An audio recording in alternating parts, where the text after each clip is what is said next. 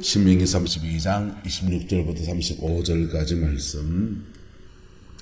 내가 그들을 흩어서 사람들 사이에서 그들에 대한 기억이 끊어지게 하리라 하였으나 혹시 내가 원수를 자극하여 그들의 원수가 잘못 생각할까 걱정하였으니 원수들이 말하기를 우리의 수단이 높으며 여호와가 이 모든 것을 행함이 아니라 할까 염려함이라.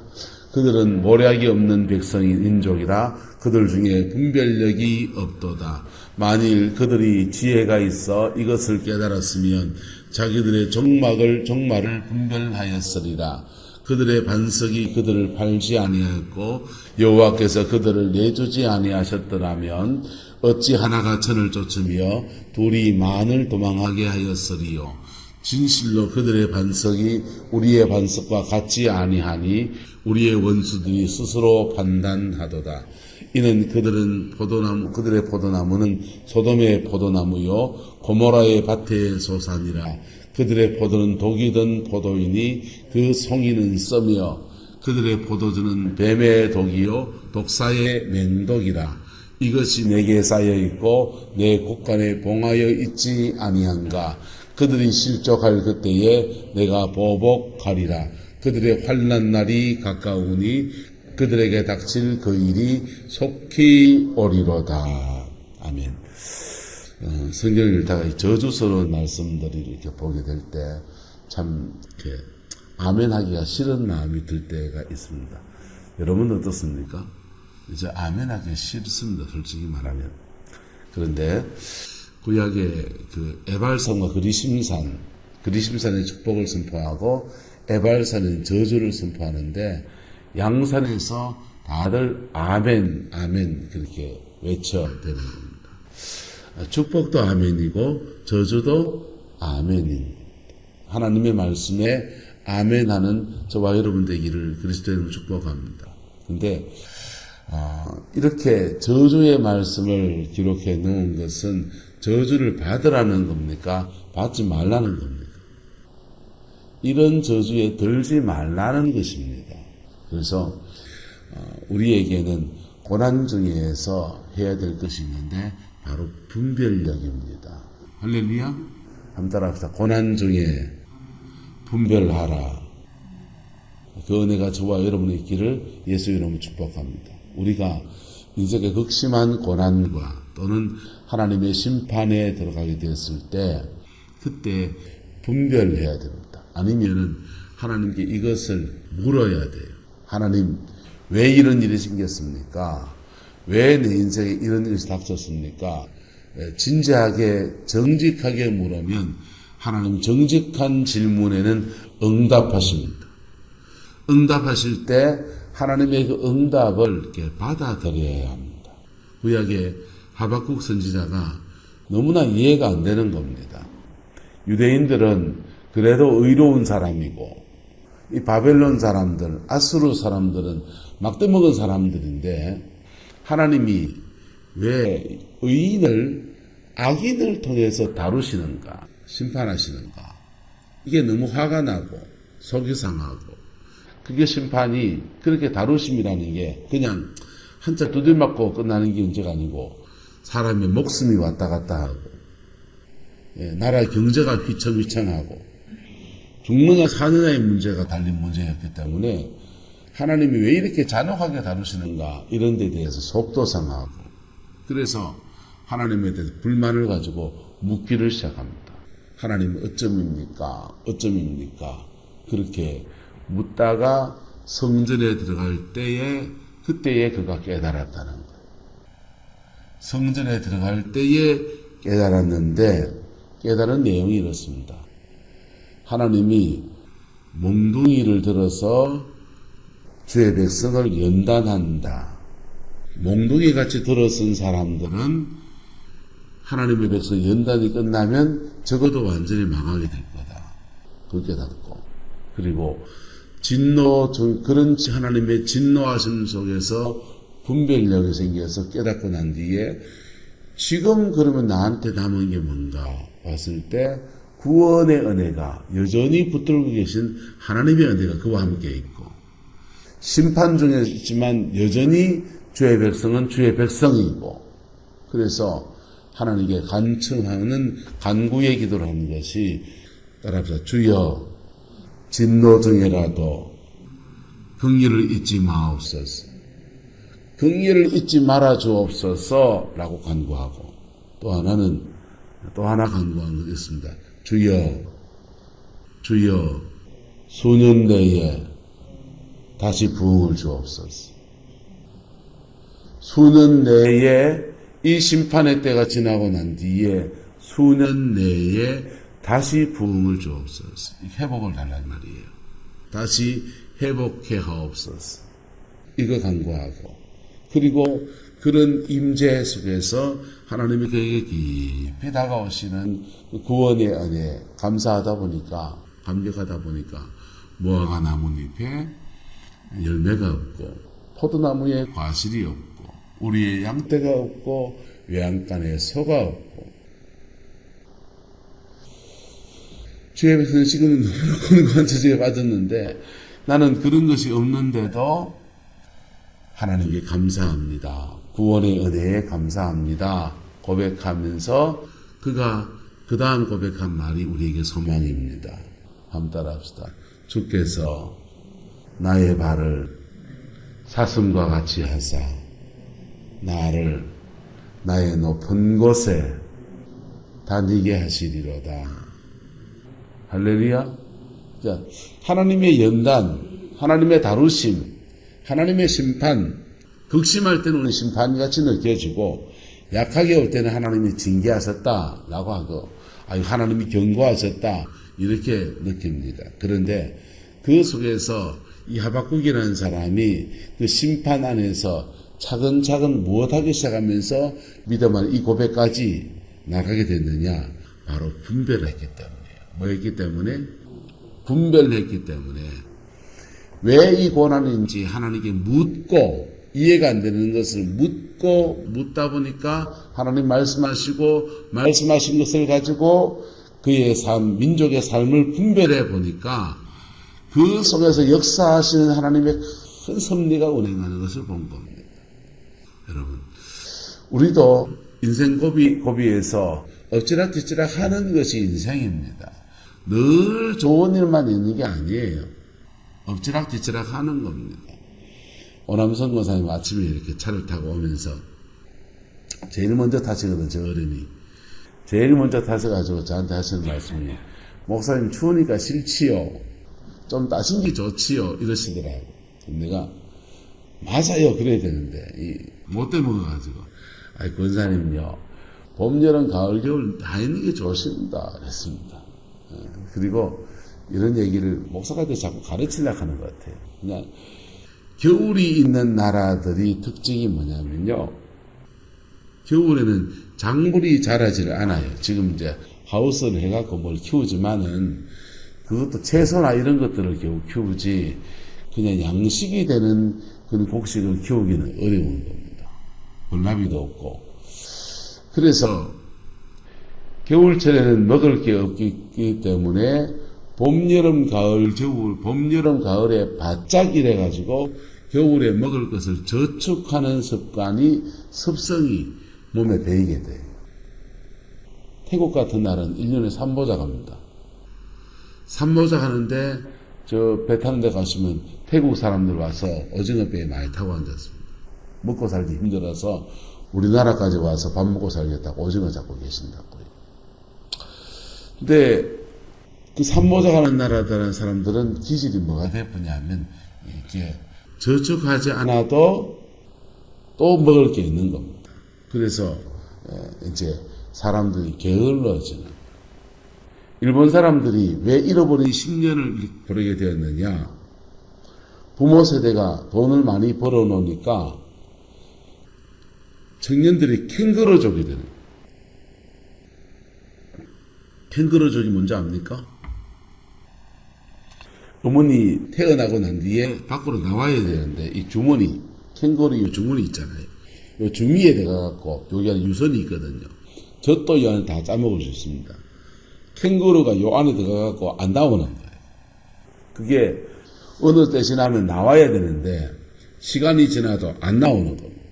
계속 안 나오면 그 안에서 안전하긴 하지만은 인물이 안 나오는 거예요. 나라 경제를 짊어지고 정치를 짊어지고 한 시대의 진생을 살아내는 그 인물이 안 나오는 거예요. 이게 부여가 쌓이고 쌓였을 때 그 다음 세대들에게 나타나는 모습이에요. 인생에는 때로는 없는 것이 큰 자산인 겁니다. 할렐루야.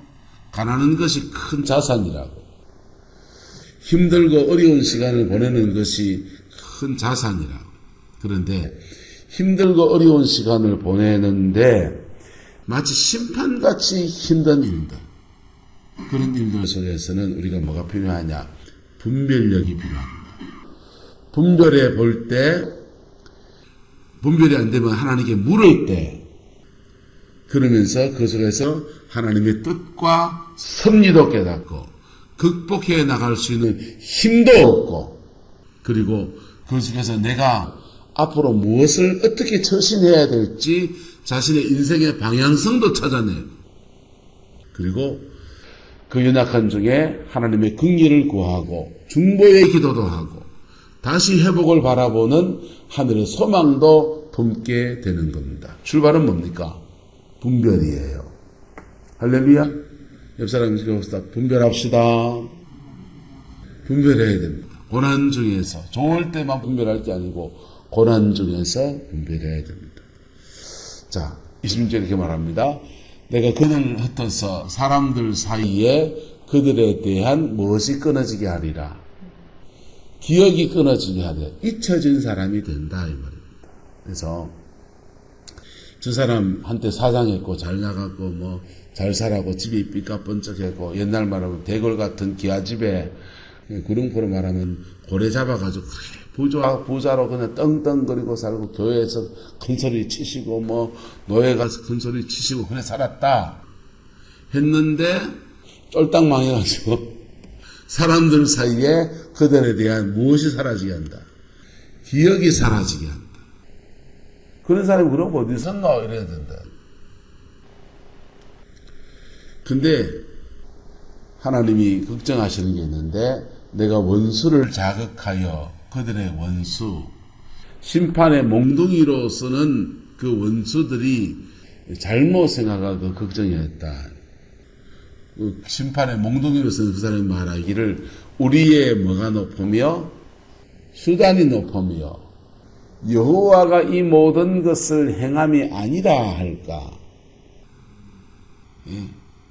하나님이 몽둥이로 들어서는 사람들이 착각해가지고 내가 힘이 세가 그렇고 내가 권력을 지어서 그렇고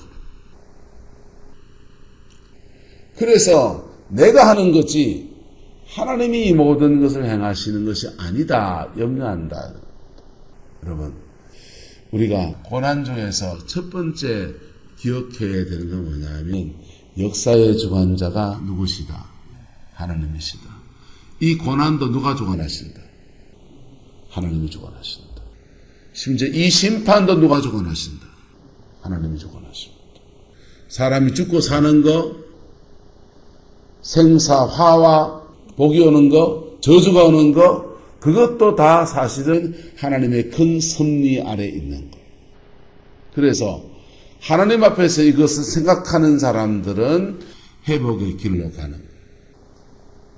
그래서 원수가 그렇게 생각하고 당하는 사람도 하나님의 다루심 안에 있는 사람들도 자 원수가 힘이 세니까 저 원수한테 잘 비야 되지 않겠나 라고 생각하기 쉽다는 거예요. 실제로 히스기야 왕 때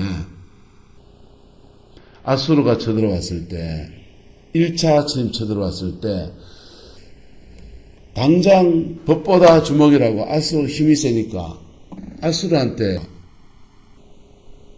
성전에 있는 금이라는 금은 다 삐껴가지고 상납합니다. 조공을 드리겠습니다. 물러가 주세요. 북왕국 이스라엘을 멸망시키고 남왕국 유다로 진입해 왔는데 금띠 다 뺏겨가 주니까 물러나 주는 거예요.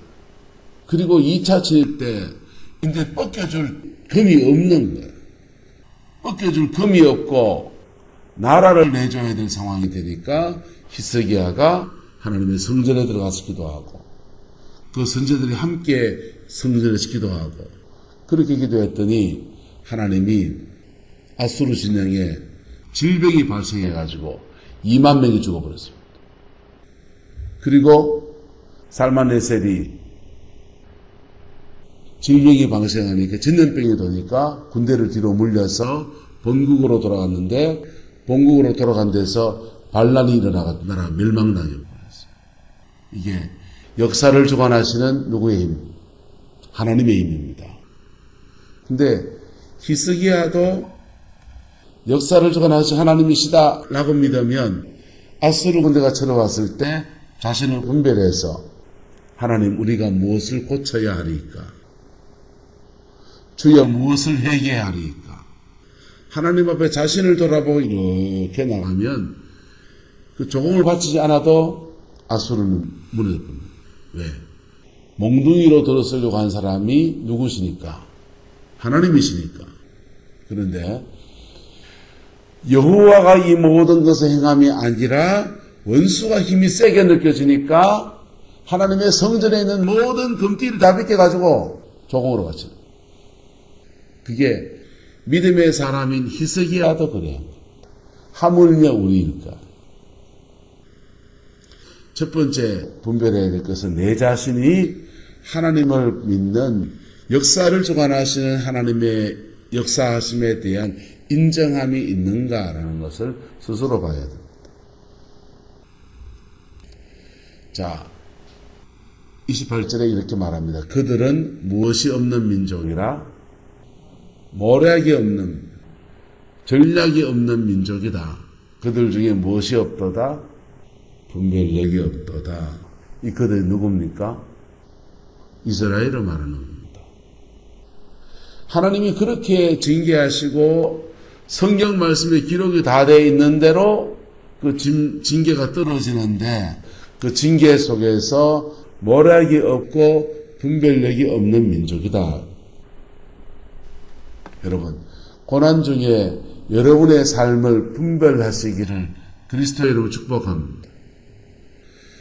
근데 이 분별력을 왜 하냐 하다 보면 참 가슴이 아린 걸 발견하게 되는데, 따라서 내게 닥친 고난이 내 인생의 거울이다.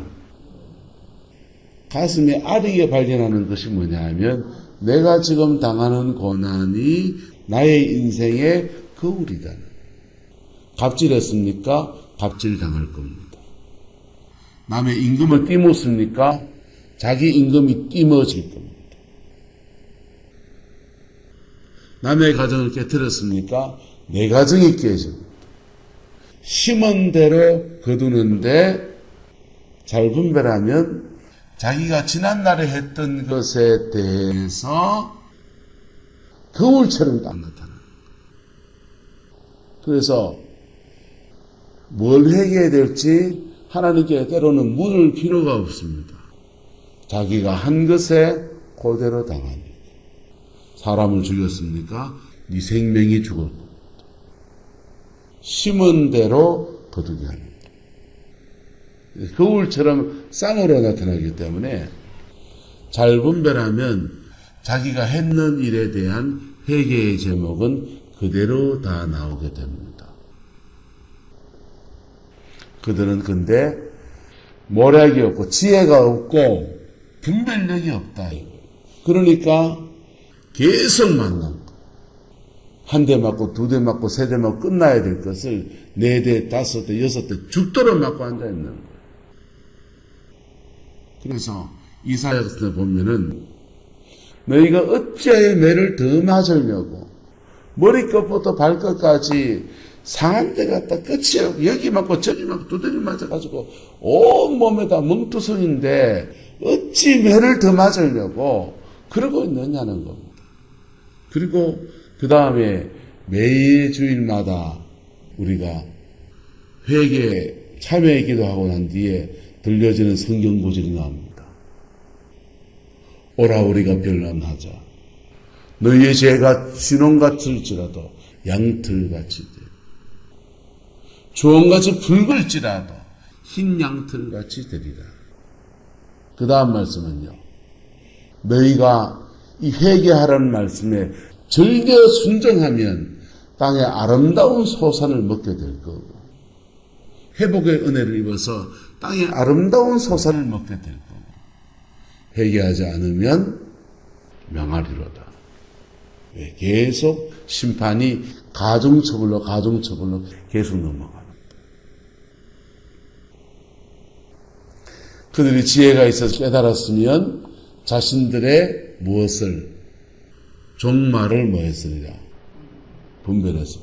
이렇게 계속 가다가는 내가 행한 일의 결과로 그런 일을 나도 당하게 될 것이다. 분별하게 될 거다. 분별하지 않으니까 못 먹어도 고하는 거예요. 사람이요. 저는 위기 상황이 되면 감정적이 되지 않으려고 노력합니다. 위기 상황이 딱 오면 굉장한 이성으로 갑니다.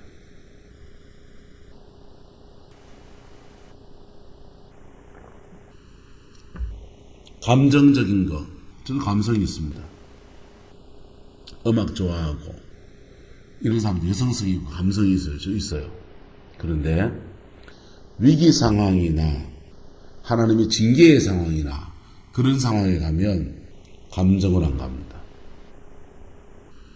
냉철한 이성으로 갑니다.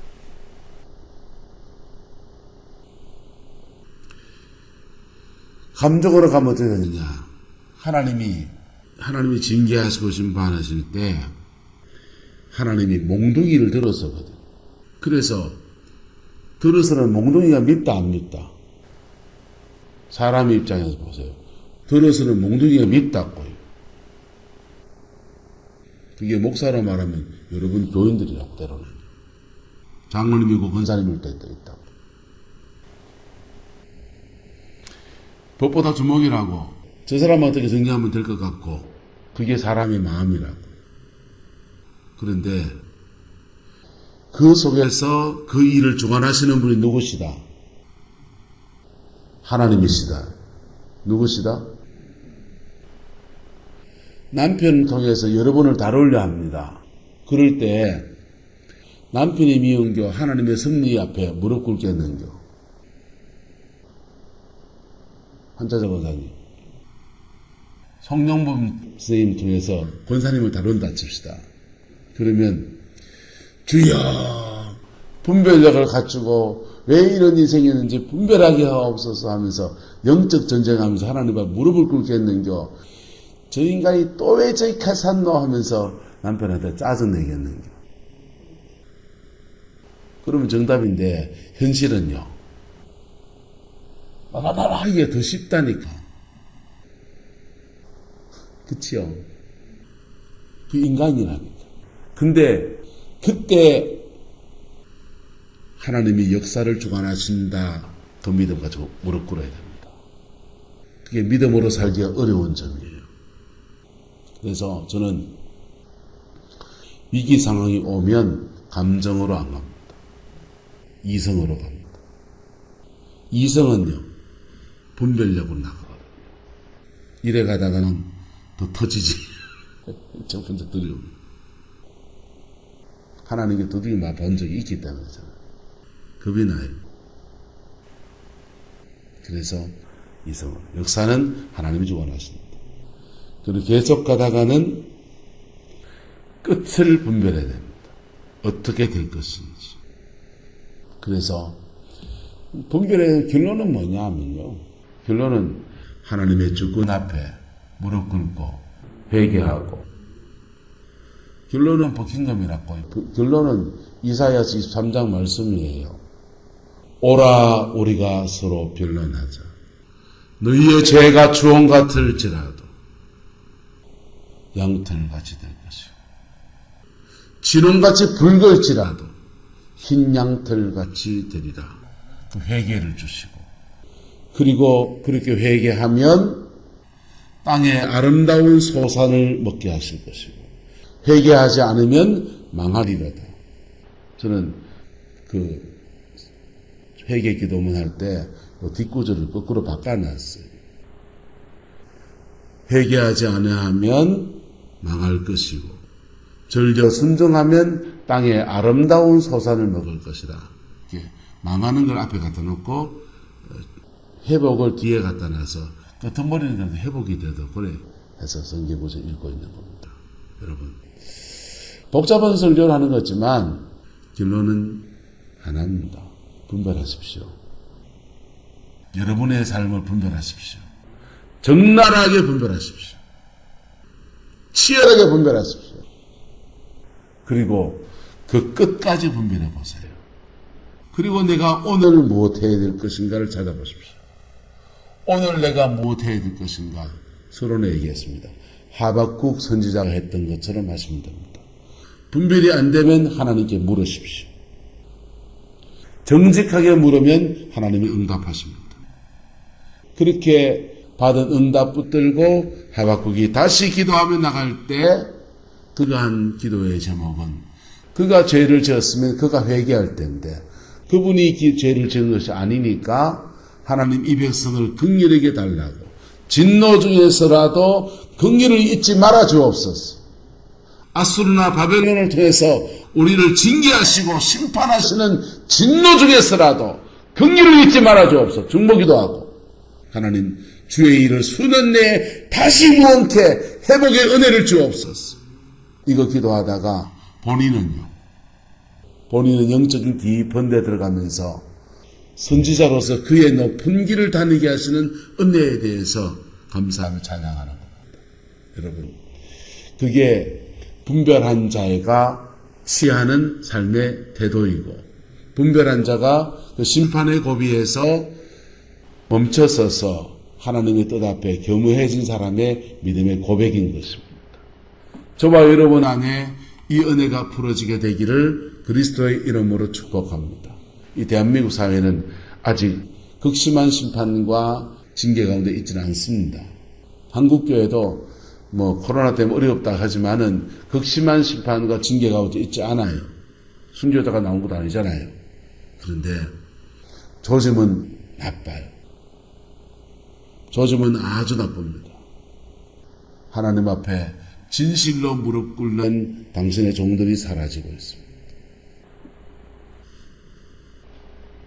진실로 무릎 꿇는 당신의 종들이 사라지고 믿음의 세대가 아닌 사람들이 교회 안에 차지하고 있습니다. 하나님의 말씀 앞에 겸허하지 않는 세대가 예배당에 앉아서 천당 갈지 못 갈지 생각하고 있습니다. 한마디로 말씀드리겠습니다. 가기 어렵습니다. 진짜 회개한 게 아닌데 피 묻은 십자가 앞에 진짜 서본 적도 없는 사람이 어떻게 천당을 갑니까? 여러분, 복음 앞에 바로 서야 됩니다. 그럴 때 우리 영혼 새롭게 하시고 우리의 삶을 통해서 온 삶의 자리마다 하나님이 좋은 것으로 먹게 하시는 땅의 기름짐으로 응답하신 역사와 하늘의 신령한 것으로 역사하시는 은혜가 함께 역사하는 겁니다. 할렐루야. 여러분, 우리의 앞에 세대의 믿음의 선배들이 아무것도 없는 6.25 전쟁의 터 위에서 산에 올라가서 풀뿌리 붙잡고 기도하고 실험하면서 또 산업 현장에서 애쓰고 힘써서 이렇게 먹고 살만한 나라를 남겨줬다면 우리는 또 어떤 나라를 우리 후예들에게 남겨주겠습니까? 지금 하나님 앞에 무릎 꿇어야 됩니다. 더 큰 심판으로 가기 전에 전조가 계속 일어납니다. 이거는 전 세계적인 전조로 코로나같이 전 세계적인 전조로 나타나고 있습니다. 왜? 마지막 때로 가니까요. 지금 마지막 때로 가기 때문에 하나님의 다루심이 전 세계적으로 나타납니다. 이런 때에 하나님 앞에 분별력을 가지고 자기의 삶을 차근히 돌아보고 겸허하게 피 묻은 십자가 붙드는 믿음의 사람 저와 여러분 되시기를 예수 이름으로 축복합니다. 기도하겠습니다. 좋으신 아버지 하나님, 주의 나라가 이루어지게 하시고 주의 그 뜻이 행하여지게 하시고 우리의 남은 인생에 하나님의 영광을 보게 하시고 하나님이 함께 하심을 누리게 하시고 하나님의 그 신실함 안에서 온전히 설 수 있도록 우리 하나님 주장하여 주옵소서. 주께서 함께 해 주시기 원합니다. 축복하여 주시기 원합니다. 예수님의 이름으로 축복하며 기도드리옵나이다. 아멘.